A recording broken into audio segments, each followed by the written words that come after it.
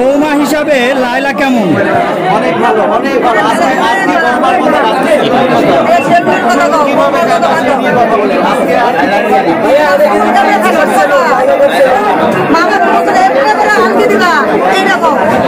আচ্ছা, কি করতে না পারে মানুষরা টিকটকার খারাপ না। আজকাল টিকটকার সবাই করে একটা বিনোদন, আর ওই যে টিকটকার খারাপ না। টিকটকার বাইরে কিন্তু মানুষের খারাপ করে, টিকটকার বদনাম হয়।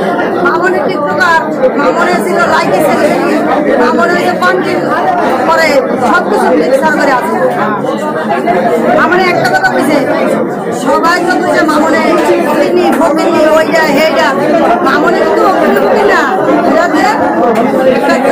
একটা ইয়ার কারণে আমাদের এখানে দোকানপাট ছিল সব আগুনে ঘুরে যাওয়াতে সমস্যা ছিল। ছেলে মানে মামুন যে এত দূর পর্যন্ত আমি ভালো করে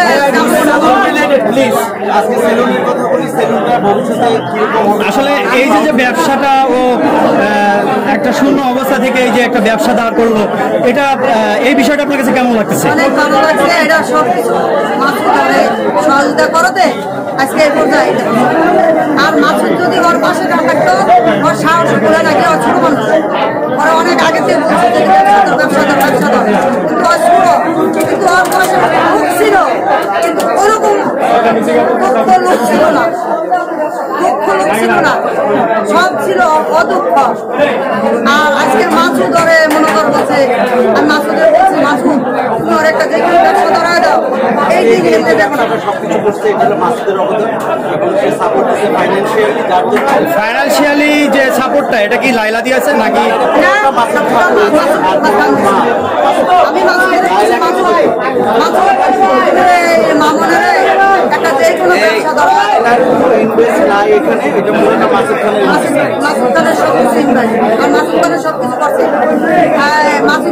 মাসুদের বলছে যে মাসুদ মামনের যে কোনো একটা ব্যবসা ধরা যাও, মামনের দিন তার এমনি যাবো না।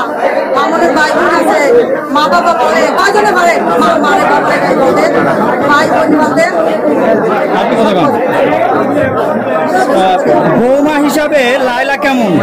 অনেক ভালো, অনেক ভালো। আজকে বৌমার কথা আজকে